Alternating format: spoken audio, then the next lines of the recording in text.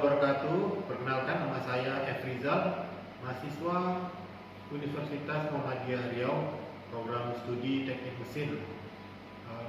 Video kali ini dibuat untuk memenuhi tugas mata kuliah Al-Islam 2, tugas individu yang kedua. Pada video kali ini kita akan mempresentasikan mengenai tokoh Islam yang ada di Indonesia. Untuk tokoh Islam kali ini yang saya angkat adalah tokoh wanita dari Sumatera Barat, yaitu Haji Rangkayu Rasuna Said. Baiklah, kita mulai dengan mengenai biografi Haji Rangkayu Rasuna Said. Haji Rangkayu Rasuna Said adalah seorang wanita keturunan Sumatera Barat yang lahir pada 14 September 1910 di Desa Paninggahan, Maninjau, Kabupaten Agam, Sumatera Barat. Terlahir dengan nama Rasuna Said, ia merupakan keturunan bangsawan Minang. Ayahnya bernama Muhammad Said, seorang saudagar Minang sekaligus dari keluarga ulama yang terpandang di Sumatera Barat. Masa kecil. Setelah menamatkan pendidikan sekolah dasar, Rasuna Said remaja dimasukkan orang tuanya untuk melanjutkan pendidikan di pesantren Ar-Rasyidiyah. Ia merupakan santri wanita satu-satunya di pesantren tersebut, dan dia merupakan sosok yang pandai, cerdas, pemberani, sehingga beliau sangat menonjol di antara murid-murid pesantren tersebut. Setelah dari pesantren Ar-Rasyidiyah, Rasuna Said melanjutkan pendidikan ke Diniyah Putri Padang Panjang dan bertemu dengan Rahmah El-Yunusiyah, seorang tokoh gerakan Tawalid. Gerakan Tawalid sendiri adalah gerakan yang dibangun kaum reformis Islam di Sumatera Barat, dan banyak pemimpin gerakan ini yang pemikirannya dipengaruhi oleh pemikiran nasionalis Islam Turki, yaitu Mustafa Kemal Atatürk.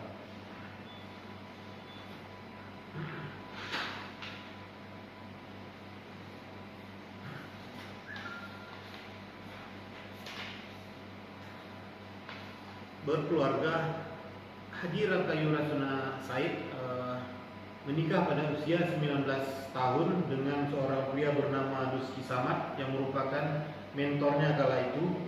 Dari pernikahan tersebut dengan Duski Samad, beliau memiliki seorang putri yang bernama Auda Zaskia Duski dan dikaruniai 6 orang cucu. Namun dari pernikahan tersebut tidak bertahan lama, sebab Rasuna Said memilih bercerai karena adanya kesibukan masing-masing dan kurangnya komunikasi antara keduanya. Dalam perjalanan hidupnya, Rasuna Said sangat menentang poligami karena ia menganggap itu merupakan pelecehan terhadap perempuan, dan ia lebih memilih bercerai daripada dipoligami. Karir. Dalam perjalanan karirnya, Rasuna Said pernah menjadi guru di Diniyah Putri tempat beliau menimba ilmu. Kemudian menjadi sekretaris di cabang Permi Persatuan Muslimin Indonesia Bukit Tinggi pada tahun 1930, dan menjadi guru pada sekolah-sekolah yang didirikan oleh Permi. Kemudian beliau memimpin kursus putri dan normal kursus di Bukit Tinggi.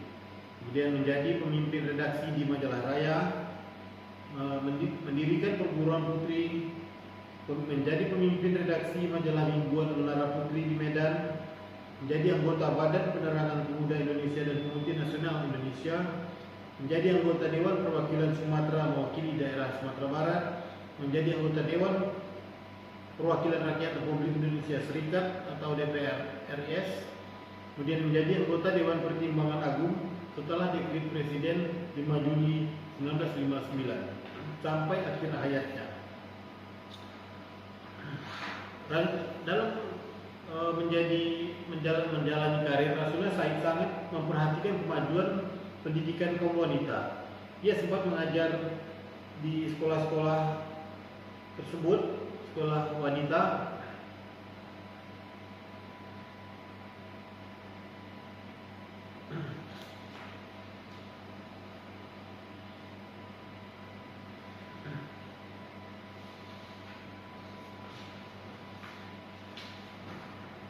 Dalam masa perjuangan beliau sangat mahir dalam berpidato dan mengecam pemerintahan Belanda dan pemerintahan Jepang.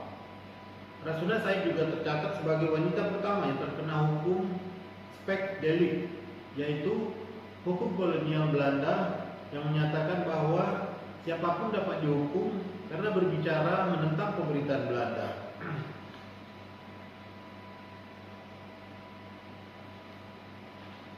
Rasuna Said sendiri dikenal dengan tulisan-tulisannya yang tajam dan mengena kepada pemerintah, mengena dan anti kolonialisme dan anti penjajahan.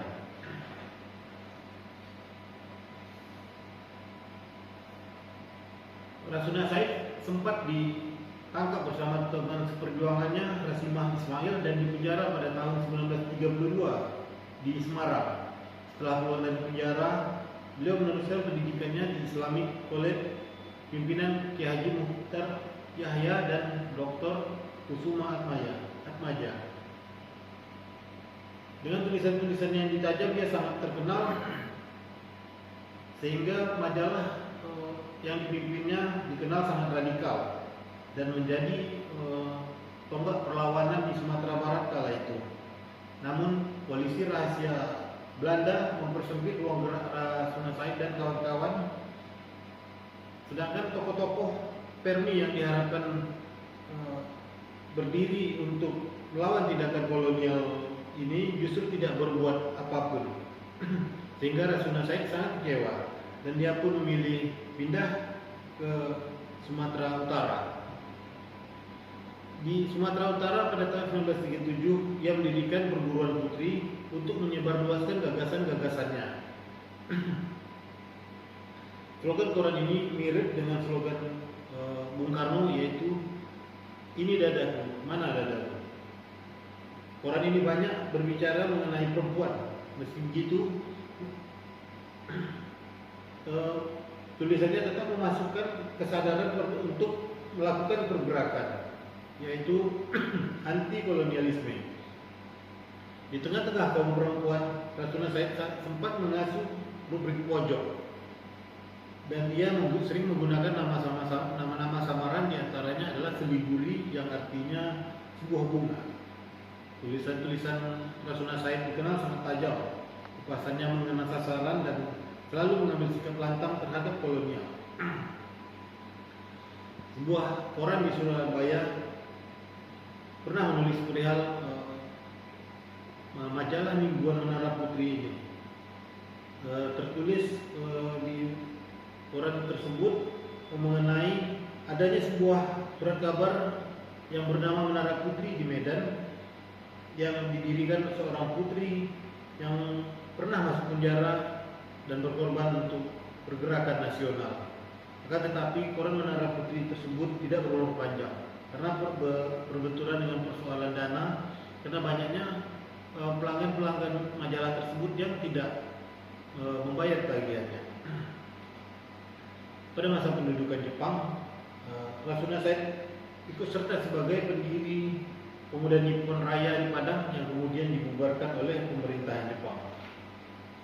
Setelah memasuki era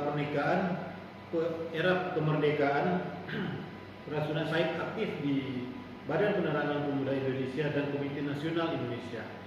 Rasuna Said duduk dalam Dewan Perwakilan Sumatera, mewakili daerah Sumatera Barat, dan dia diangkat sebagai anggota Dewan Perwakilan Rakyat Indonesia Serikat dan menjadi anggota Dewan Pertimbangan Agung setelah dekret Presiden. Dan yang beliau terima adalah beliau diangkat sebagai salah satu pahlawan nasional berdasarkan surat keputusan Presiden RI nomor 084 TK garis miring tahun 1974 yang diberikan pada tanggal 13 Desember 1974. Kemudian namanya diabadikan sebagai salah satu nama jalan protokol di kawasan Kuningan, Jakarta Selatan, serta di daerah asalnya di Padang, Sumatera Barat.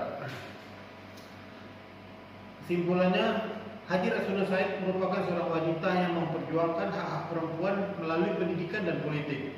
Dalam masa perjuangan melawan penjajah Belanda dan Jepang, ia menyampaikan pemikirannya melalui pidato-pidato dan tulisan-tulisannya yang tajam dan berani.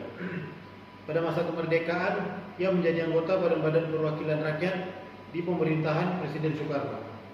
Terima kasih, demikianlah presentasi biografi mengenai Haji Rangkayu Rasuna Said. Assalamualaikum warahmatullahi wabarakatuh.